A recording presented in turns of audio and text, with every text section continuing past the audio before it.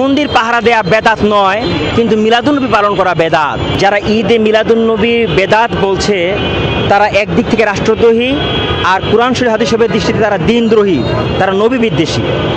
দেখুন, যারা ঈদে মিলাদুন্নবী বেদাত বলে, ওরা জানেই না সিরাত কি মিলাদ। নবীজির জন্ম যেদিন হইল ওদিন তো রসুলের এই সময় ছিল না 40 বছর 50 বছর 63 বছরের জিন্দিগি রসুলের ছিল না, বরং মাত্র জন্ম হয়েছে, এটাকেই জন্ম বলা। রসুলের জন্মে আনন্দ উদযাপন করা এটা শুরু হয়েছে 601 বা 3 হিজরি সনে। এর আগে কোনোদিন এই 12ই রবিউল আউয়ালকে কেন্দ্র করে মিলাদুন্নবী উদযাপিত হয় নাই। এর আগে হয়েছে, তবে তার সিস্টেমটা ছিল ভিন্ন। কিন্তু আমাদের সমাজে যেই মিলাদুন্নবী প্রচলিত আছে এটা শুরু হয়েছে 601 খ্রিস্টাব্দে। আবু সাইদ কুকুরবুগি নামে একজন লোক ছিল। এই লোক সর্বপ্রথম ইরাকের মধ্যে এই প্রথা চালু করছে। 10 তালা বা 30 তালা বিশিষ্ট গম্বুজ বানাইতো। 10 তালা 20 তালা 30 তালা এরকম গম্বুজ হইত। সেখানে 30,000 প্লেট বানানো হইত। কত? এই প্লেটের মধ্যে হালুয়া খাইবে, এই জন্য 30,000 প্লেট। 10,000 মুরগি কাটা হতো, এটা বুনা করা হবে। 5,000 খাসির মাথা, এ আয়োজন হইত। 10,000 মুরগি, 5,000 খাসির মাথা। এবার আয়োজন চলতে থাকতো কতদিন? সেই রবিউল আউয়াল নয়, সফর মাস থেকে শুরু হইত। সফর মাস হলো রবিউল আউয়াল মাসের আগের মাস। এই মাস থেকে শুরু হইত 12ই রবিউল আউয়াল পর্যন্ত, মানে 42 দিন পর্যন্ত চলতে থাকতো। আর 12ই রবিউল আউয়াল আসলে নাচানাচি শুরু হয়ে যাইতো, ডোল তবলা। এখন তো আছে, দয়াল নবীর আগমন, শুভেচ্ছার স্বাগত।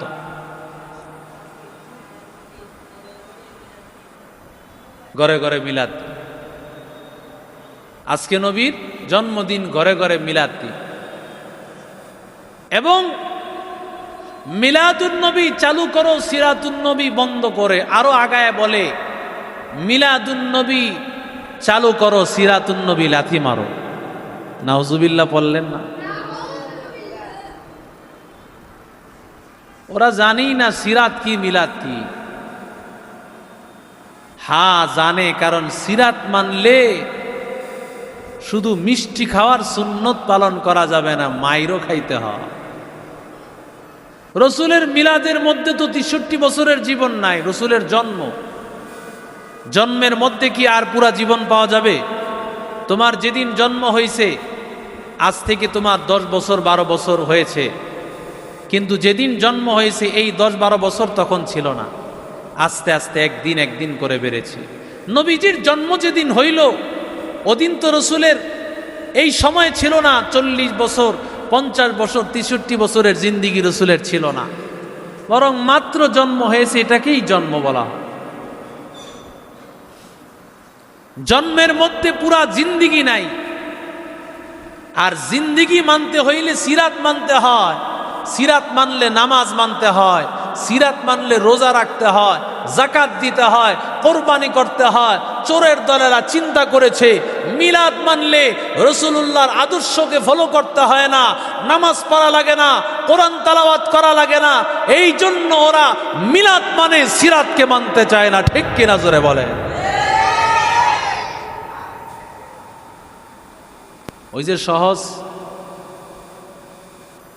যদি রসুলের উপরে দুরূদ পড়ে আর মিষ্টি খাইয়া যদি রসুলের আসল আশেক হওয়া যাইত,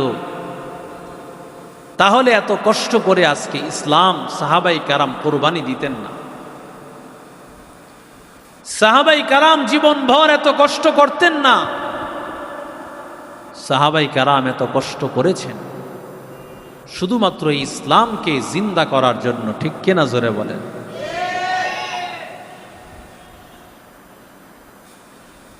রসুল করিম সাল্লাল্লাহু আলাইহি সাল্লাম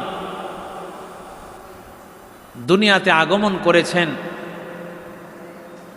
মা আমেনার গর্ভে আব্দুল্লাহর ঔরসে। আব্দুল মুত্তালিবের 10 জন সন্তান ছিল। কয়জন সন্তান? 10 সন্তানের মধ্যে এক সন্তানের নাম আব্দুল্লাহ, নবীজির বাবা। আব্দুল মুত্তালিব চিন্তা করেছে, আমার এই 10টা সন্তান একজনকে আমি আল্লাহর রাস্তায় কোরবানি করব। এখন কারে কোরবানি করবে? নির্দিষ্টভাবে কাউকে তো করা যায় না। এবার লটারি লাগাইছে। জানতে পারবো?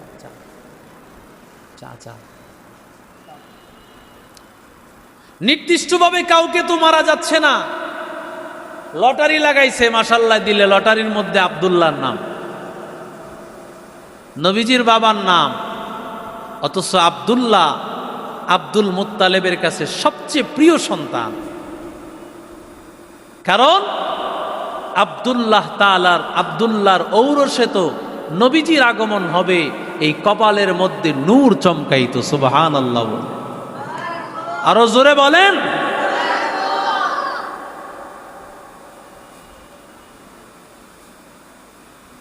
যাকে মা বাবায় ভালোবাসে,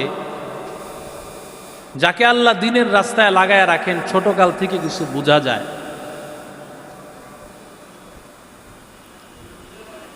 আমাকে আমার মা বাবা সবচেয়ে বেশি ভালোবাসত এবং তাদের দোয়া কতটুকু পেয়েছি জানি না, তবে আমি জানি অনেক বেশি দোয়া তারা করেছে।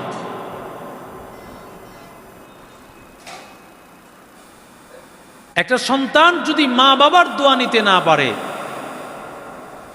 তাহলে পৃথিবীতে সে ব্যর্থ সন্তান।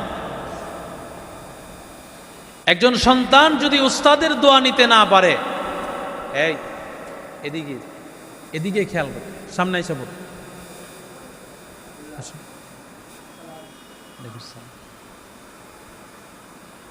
একজন সন্তান মা বাবার দোয়া যদি নিতে পারে, ঠিক করতেই পারে। এই যে দেখো বাইরের আওয়াজটা ঠিক করা যায়নি, অন্য একজন দেখো কি আছে, বাইরের আওয়াজটা ক্লিয়ার হয় না, দেখো কি করা যায়। আল্লাহর রাসূল সাল্লাল্লাহু আলাইহি সাল্লামের বাবা আব্দুল্লাহ, খেয়াল করো এদিকে। রসুলের বাবার নাম কি? ডানে বামে তাকায় না বাবার, এই ডানে বামে তাকায়। খুব মনোযোগের সাথে শোনো, নবীজি কিভাবে আসলেন, নবীজির জিন্দিগি যদি না শোনো তুমি এই মাদ্রাসার হাফেজ আলেম হতে পারবে না। নবীকে চিনতে হবে, নবীকে বুঝতে হবে, তাহলে তুমি নবীর আশেক হতে পারবে। নবীরই যদি না চিনো তো নবীকে মানবা কি?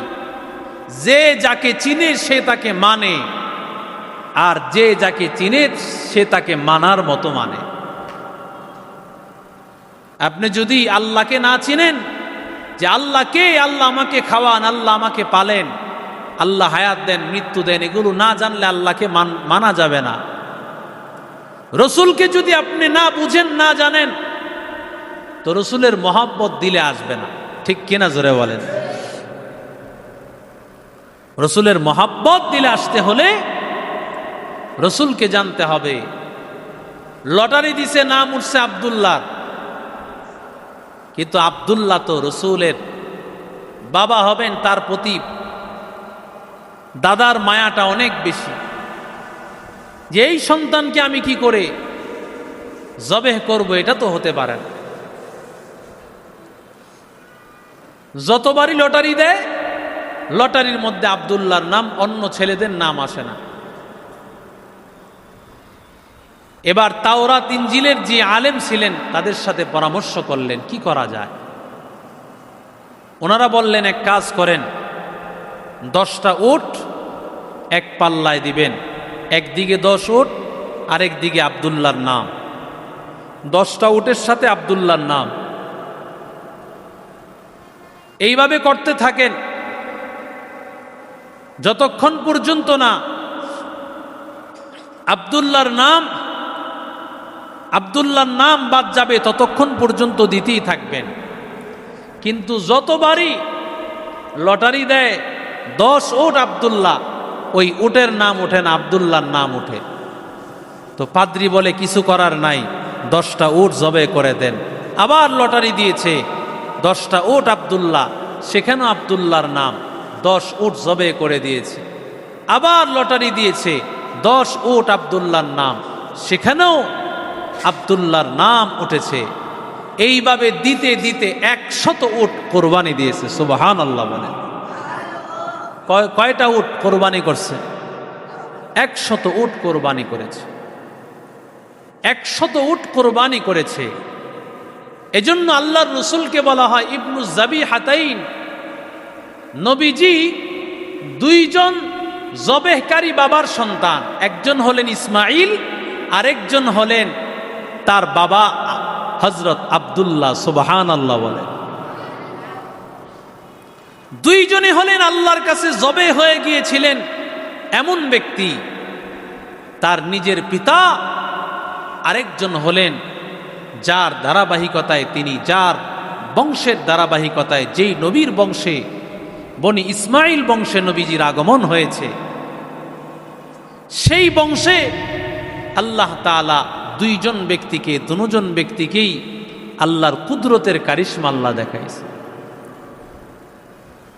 রাহমাতুল লিল আলামিন বলেন, আল্লাহ যখন দুনিয়াতে আমাকে আল্লাহ প্রেরণ করার ইচ্ছা করেছেন, সব মাখলুকাতের মধ্যে আল্লাহ মানুষকে আল্লাহ নির্বাচন করেছেন। মানুষের মধ্যে পয়গম্বর যারা আল্লাহর কাছে বড় দামি, ওই পয়গম্বরদেরকে আল্লাহ নির্বাচন করলেন। পয়গম্বরদের মধ্য থেকে আল্লাহ ইব্রাহিম খলিলুল্লাহকে আল্লাহ নির্বাচন করলেন।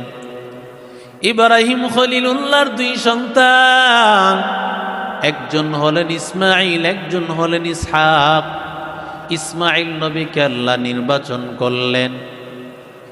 ইসমাইল নবীর লম্বা চৌড়া বংশধর থেকে বনু কেনানাকে আল্লাহ নির্বাচন করলেন।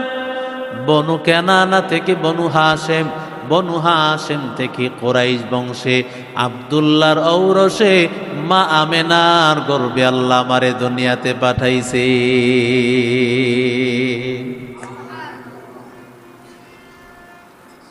মা আমেনার সাথে রহমতের নবীর বিবাহ হয়ে গেল। মা আমেনার সাথে নবীজির বাবা আব্দুল্লাহর বিবাহ হয়ে গেল। বিবাহ হয়ে যাওয়ার পর মা আমেনার গর্ভে রহমাতুল লিল আলামিন চলে আসছেন। এমন সময় আব্দুল্লাহ সে চলে গিয়েছে শাম দেশে ব্যবসা করার উদ্দেশ্যে, আবার মদিনায় আসতেছেন। এমন সময় রাস্তায় বিদায় হয়ে গিয়েছে।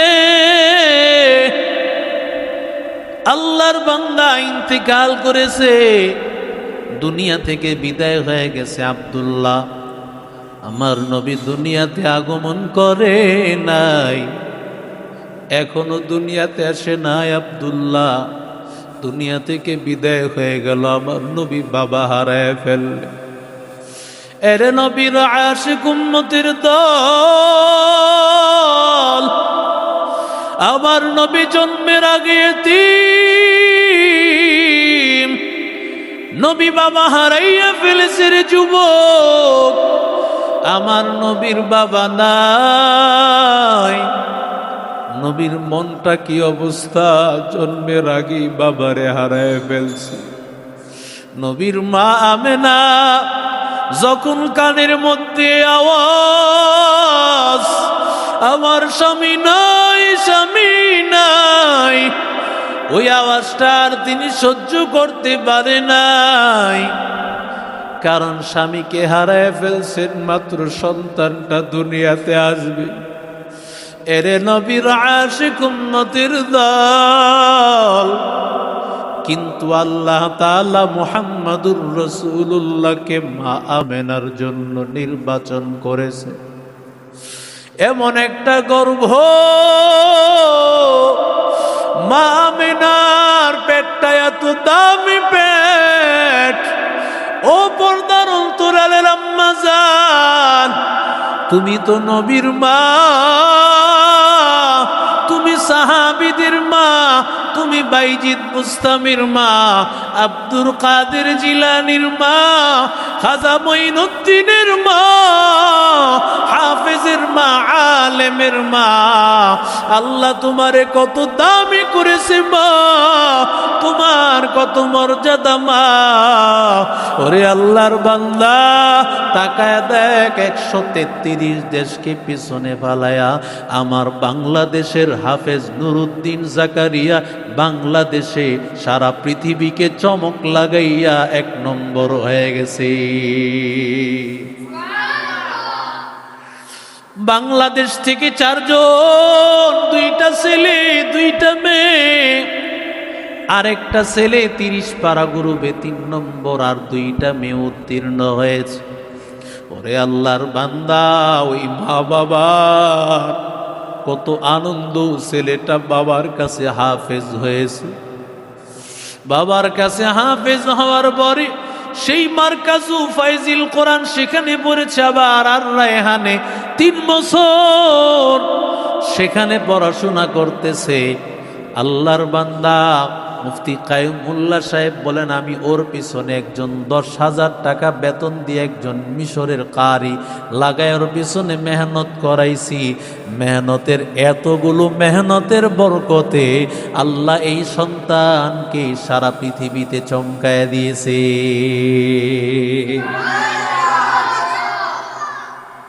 সারা পৃথিবীর বহু দেশের প্রধানমন্ত্রী হাফেজ নুরুদ্দিন জাকারিয়াকে সংবর্ধনা দিয়েছে। আমরা আশাবাদী বাংলাদেশের প্রধানমন্ত্রীও সংবর্ধনা দিবেন। তবে এটার অর্থ এটা না আলেমেরা সংবর্ধনা চাই, দুনিয়ার বলে না নাই। সংবর্ধনা দেওয়ার উদ্দেশ্য হলো দুনিয়ার মানুষ দেখে নাও আমার দেশকে সারা পৃথিবীর কাছে পরিচয় করায় দিছে 1 নম্বরের জায়গায়। ক্রিকেট আর ফুটবলে না, অন্য কোনো খেলার মাধ্যমে না, একমাত্র পরিচয় করাইছে কোরআনের মাধ্যমে। আরো জোরে বলেন কেমন আল্লাহর কাছে কেমন দামি কালাম। এই কালামটা এত দামি, এই কালাম এত মর্যাদাবান, এই কালামের এত ইজ্জত। এই কালামটা আল্লাহ দিলের মধ্যে, অন্তরের মধ্যে ধারণ করায়া দেন, অন্তরের মধ্যে ঢুকাইয়া দেন। আর আল্লাহ বলেন, ওয়ালাকাদ ইয়াসসারনাল কুরআনা লিযিকরি ফাহাল মিন মুদ্দাকির। আমি আল্লাহ কোরআনকে সহজ করে দিয়েছি মুখস্থ করার জন্য, উপদেশ গ্রহণ করার জন্য।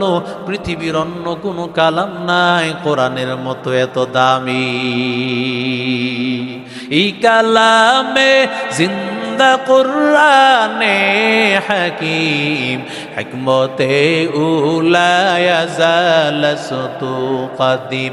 জামিউল ইলমি ফিল কুরআনে হাকিম, তাকাসারাত আনহু আফহামুর রিজালি।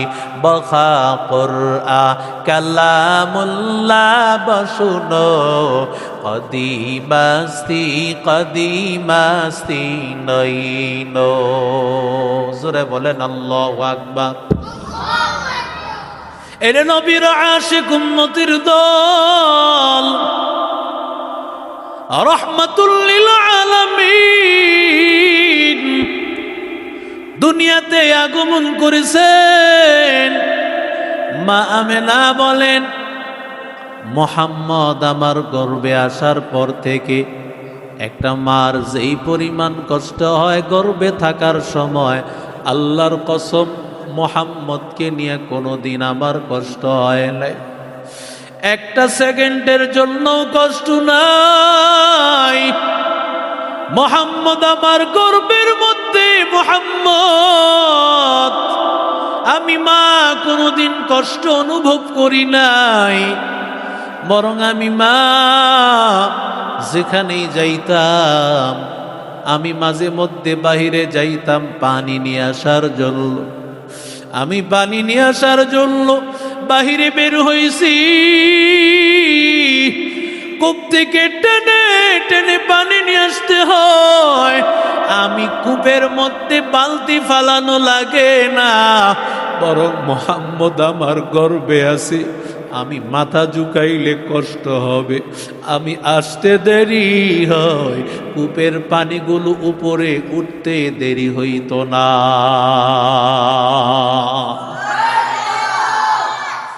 আমার পানি নেওয়া শেষ, অন্য মহিলারা ডাক দিয়া বলতো, ও বোন তুমি এখান থেকে যাইও না, তুমি থাকলে আমরা পানি পেয়ে যাই। আমেনা তুমি এখান থেকে যাইও না, আমেনা পানির কূপের পাশে দাঁড়াইয়া থাকে, আল্লাহ কূপের মধ্যে এত বরকত দেয়, কূপের পানিগুলো আল্লাহ উপরে উঠায় দেয়।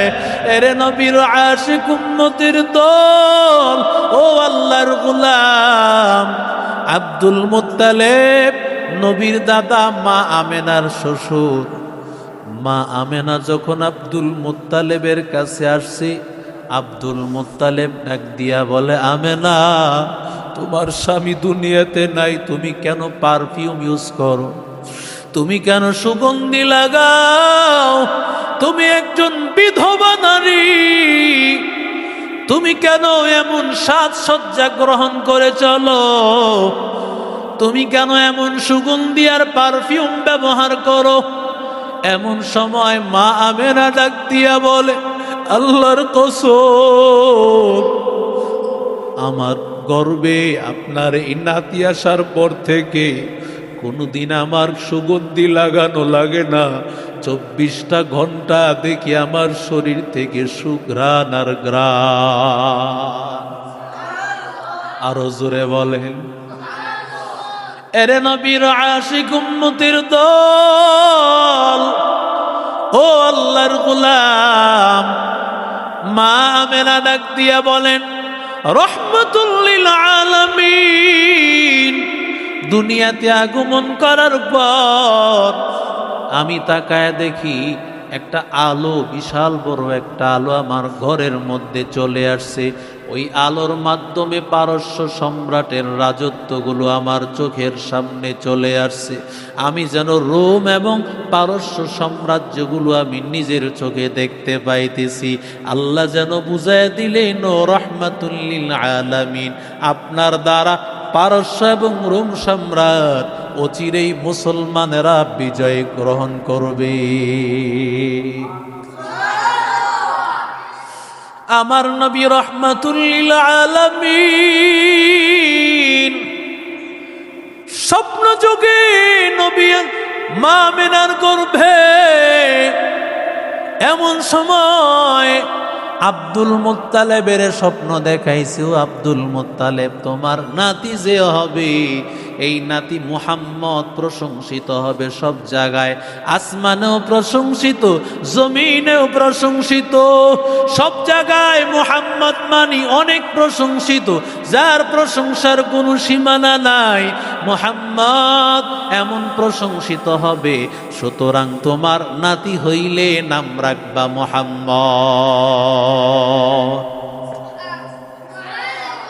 মা আমেনারে স্বপ্ন দেখাইছে, মিন বাদি ইসমুহু আহমদ, ও আমেনা, তোমার সন্তান হলে তোমার সন্তানের নাম রাখবে আহমদ। আল্লাহ দুইটা নামই কোরআনে উল্লেখ করেছেন, মুহাম্মাদুর রাসূলুল্লাহ ওয়াল্লাযীনা মাআহু আশিদ্দাউ আলাল কুফফার। আল্লাহ বলেন, মিন বাদি ইসমুহু আহমদ, আল্লাহ আহমদ মুহাম্মদ দুইটা নাম আল্লাহ কোরআনে উল্লেখ করেছেন।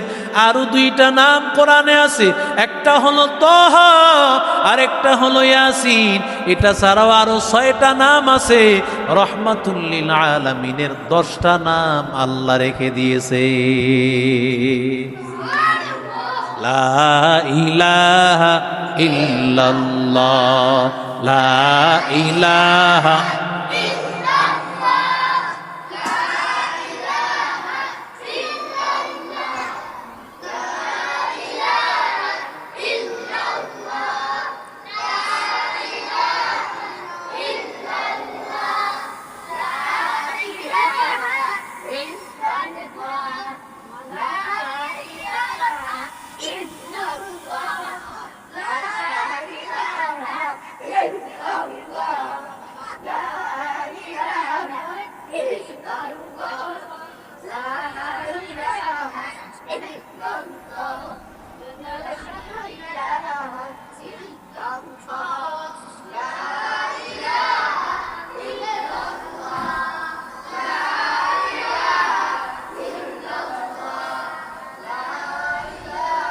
লা ইলাহা ইল্লাল্লাহ মুহাম্মাদুর রাসূলুল্লাহ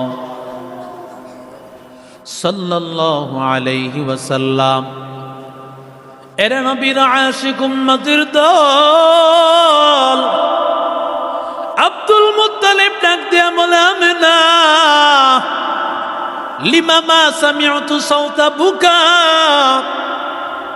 মুহাম্মদের কেন কান্নার আওয়াজ শুনতে পাই না? কারণ ছোট্ট বাচ্চারা কান্নার আওয়াজ করে, কিন্তু আমার নাতি হওয়ার পরে কোনো সময় কেন কান্নার আওয়াজ পাই না? আমেনা ডাক দিয়া বলে, ও আব্বাজান, আমার এই বাচ্চাটা দুনিয়াতে আসার পর থেকে আমি তো কোনোদিন কান্নার আওয়াজ পাই নাই। আসার পর থেকে এই বাচ্চার জবানে সুবহানাল্লাহ সুবহানাল্লাহি ওয়ালহামদুলিল্লাহি ওয়ালা ইলাহা ইল্লাল্লাহু ওয়াল্লাহু আকবার। পয়গম্বর দুনিয়াতে আগমন করার পর, আমার নবী দুনিয়াতে আসার পর, আমার নবীর জবানে সুবহানাল্লাহর আওয়াজ সর্বপ্রথম হয়েছে। সুবহানাল্লাহি বুকরাতাও ওয়া আসিলা। আমার নবীর জবানে সর্বপ্রথম জিকিরের আওয়াজ, তাসবিহের আওয়াজ। সন্ধ্যাবার বাসা যাও, এই ক্যামেরাটা চলতেছে জানো না?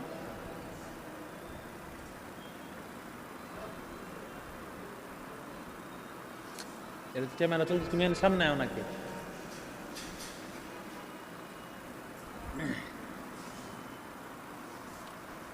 এরা বারবার এটার সামনে দিয়ে যেতে চাইতেছে।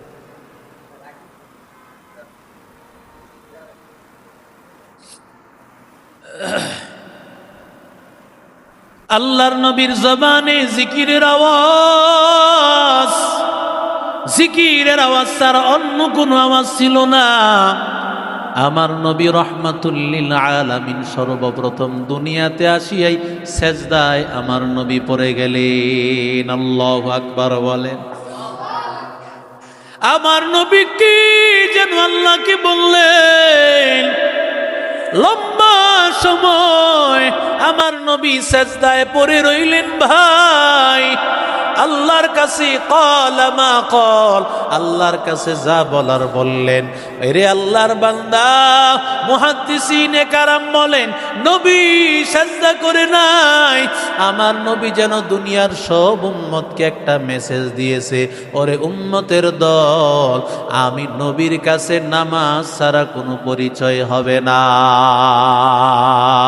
মকুন সুসুতি নামাজে পঞ্জেগানা, ফাওয়াইলুন লিল মুসাল্লিনাল্লাযীনা মুমিনারা ইনামাজ ইমদাদেদা ইস্তাঈনু আয়াতে কুরআবখা আয়াতে কদ আফলাহা রায়াদিকুন গৌর কুন্দর মানি আজদিন সাদিকুন। এরে নবীর আশিক উম্মতের দল, রহমতের নবী দুনিয়াতে আগমন করেছেন। আমার নবীর মিলাদুন নবী, নবীজির জন্ম উম্মতের, আমার নবী যদি না আসতো দুনিয়ায় কারো আসার ক্ষমতা ছিল না। কারণ আমার নবীর কারণেই আল্লাহ আমাদেরকে খাওয়ান, আমার নবীর কারণেই আমাদেরকে আল্লাহ ঘুম পাড়ান, আমার নবীর কারণে আল্লাহ দালান কোঠায় আমাদেরকে উঠান। ও দুনিয়ার উম্মতের দল, কাফের বেঈমানদেরকে জানায় দাও, ও কাফিরের দল, তোমরা যে দুনিয়াতে চলতেছো, তোমরা ভালো ভালো খাইতেছো, তোমরা যে এত প্রভাবের মধ্যে চলতেছো, সবকিছু আর কিছুই না, একমাত্র আমার নবীর রহমতের কারণে তোমরা দুনিয়াতে বেঁচে আছো। ওয়ামা আরসালনাকা ইল্লা রাহমাতাল লিল আলামিন।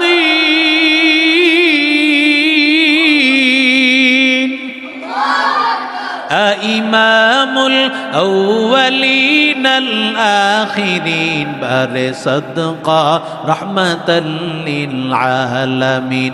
সাইয়্যিদুল কাউনাইন খাতমুল মুরসালিন আখিরা মদবুদে ফখরুল আউয়ালিন। শুদ্ধ ওয়াজুদাস রাহমাতাল লিল আলামিন।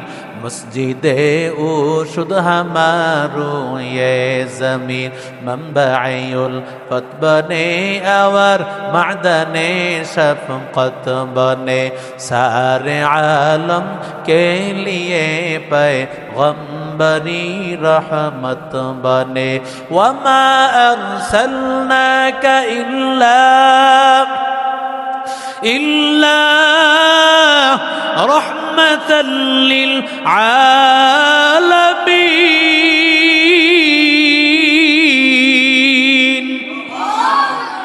ও আল্লাহর বান্দা যুবক, রহমাতুল লিল আলামিন দুনিয়াতে আগমন, আমার নবীকে আল্লাহ তাআলা দুনিয়াতে পাঠানোর পরে আমার নবীর চেহারাটা এত সুন্দর করে আল্লাহ বানায় দিয়েছে।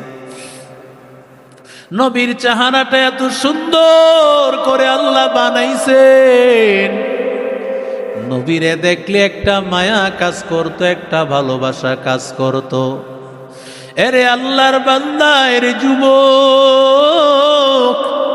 ও আল্লাহর গোলাম, মা আমেনা ডাক দিয়া বলে, আমি কত সন্তানকে দুনিয়াতে দেখেছি, মক্কায় আমি কত সন্তানকে দেখেছি, আল্লাহর কসম মুহাম্মদের মতো এমন সুন্দর বাচ্চা দেখি নাই।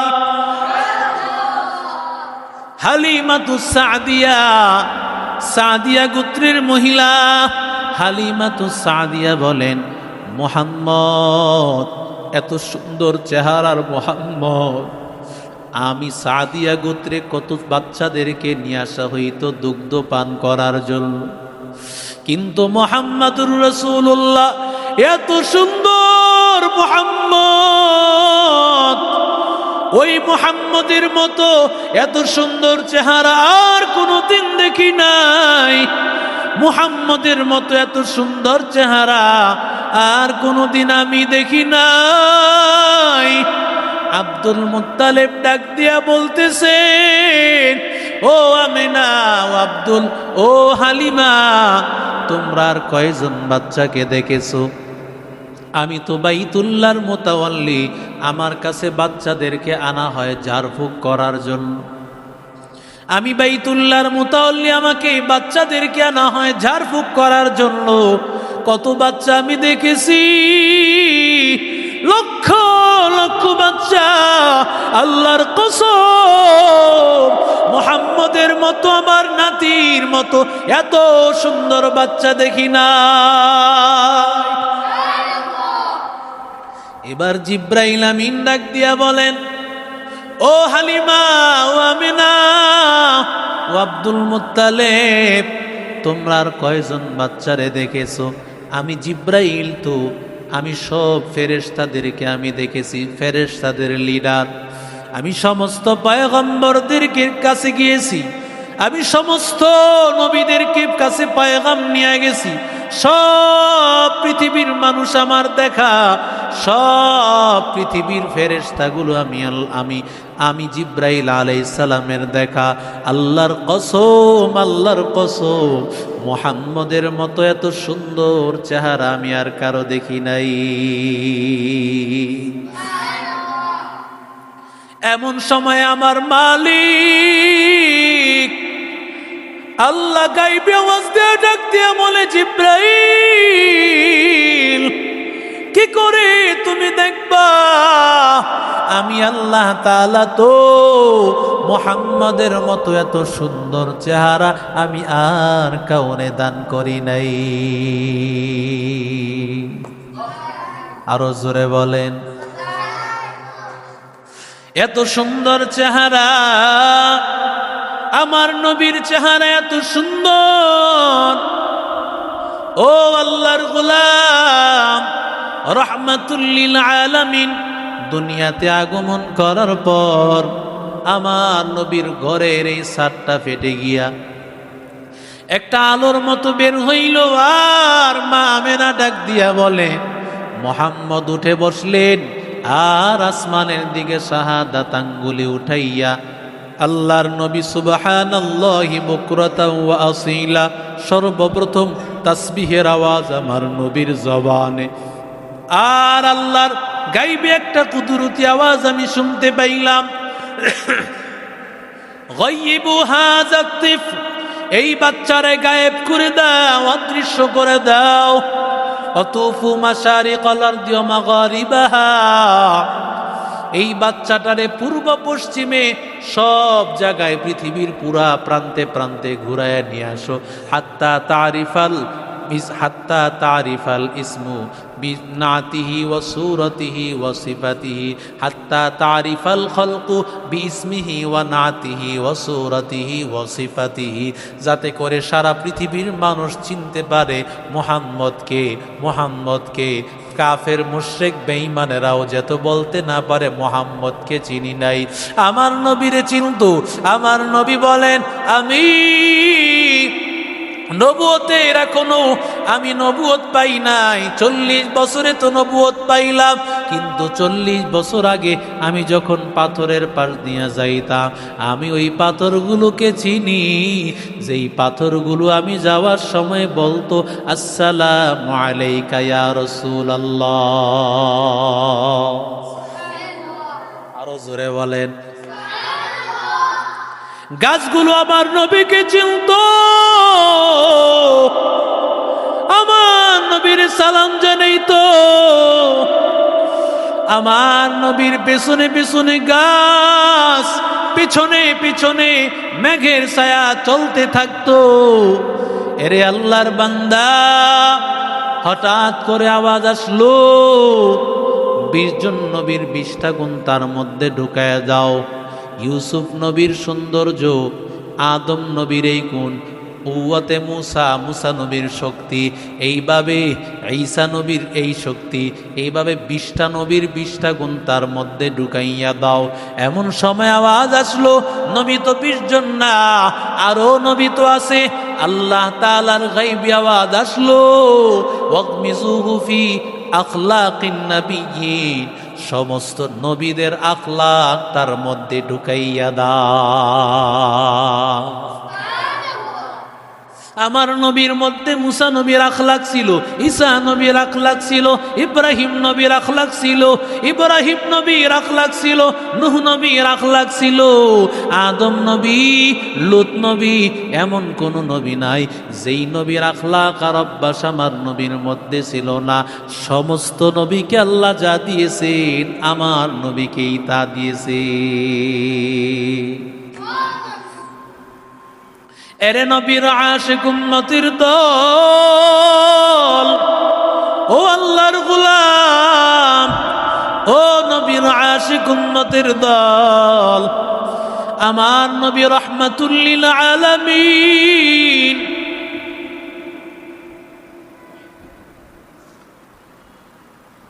আজানের সময় হয়ে গেছে। ইনশাআল্লাহ আগামী সপ্তাহে ইনশাআল্লাহ আল্লাহ তাআলা চাহে তো আবার ধারাবাহিক আলোচনা হবে।